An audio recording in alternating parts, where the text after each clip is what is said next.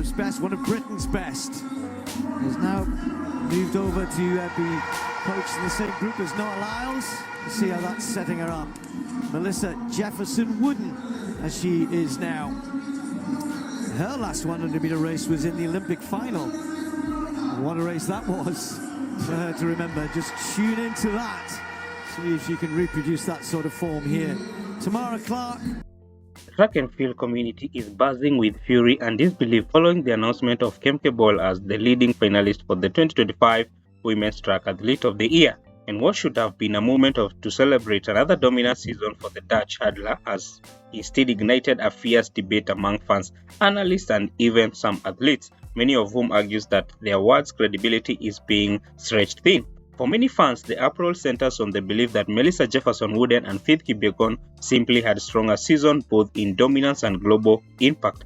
Jefferson-Wooden, the American sprint sensation, electrified the 2025 season with blistering 100-meter performance, multiple sub-10.80 finishes, and championships title that reigned the US sprint legacy. Her raw speed, clutch consistency, and ability to deliver under pressure made her a symbol of American sprint revival. Fans argue that no other athlete lit up stadiums or broke more ground in women's sprints this year than Melissa Jefferson-Wooden.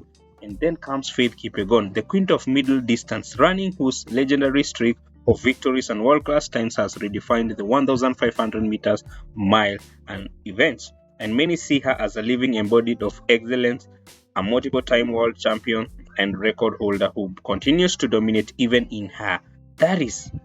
And her artistry on the track, combined with her humility and longevity, has earned her a global admiration. For Kipyegon's loyal supporters, overlooking her feels like an injustice to the sprint of consistency and grace and endurance that defines the sport. This is where the debate is. By contrast, Femke Bol's nomination and strong possibility of her winning has drawn skepticism. While no one denies Bol's exceptional talent in the 400-meter hurdles and has a stellar indoor season, critics argue that her dominance came in a discipline that lacked depth this year. Some fans claim that her performances, though technically impressive, didn't carry the same global excitement or competitive pressure as the women's sprints or middle distances. So guys, that has caused the internet to blast with comments such as Paul had a good season, but Jefferson and Kipyegon had historic ones, which are flooding the timeline. And I want to read for you some comments that I have come across. For instance, this one says that if it was not for Wanyonyi, I would think it was a slap against Kenya and all their doping scandals.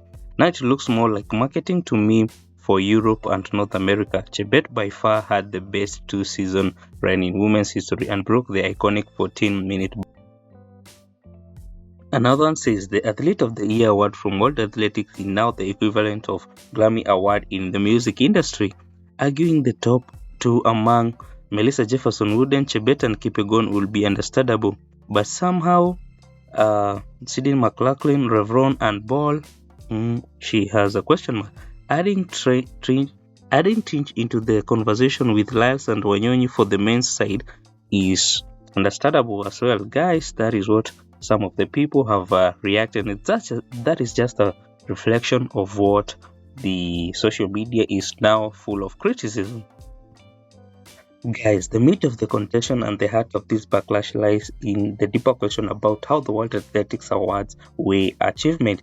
Is it about records and medals or about the moments that define a season? And Bol have posted incredible times and maintained composure through championships, but the argument goes that her season lacked the intensity and narrative power that Jefferson-Wooden and Kipyegon brought to the track. Regardless of where one stands, one thing is clear, guys. This year's debate has reignited passion in the sports fan base. It is not just about who wins the trophy. It is about the what the sport values most: pure speed, sustained greatness, or technical mastery. And as the countdown to the award ceremony continues, the world will be watching, not just to see who wins, but to see whether the fans' voices are heard in a year where emotion, excellence, and controversy all share the same track.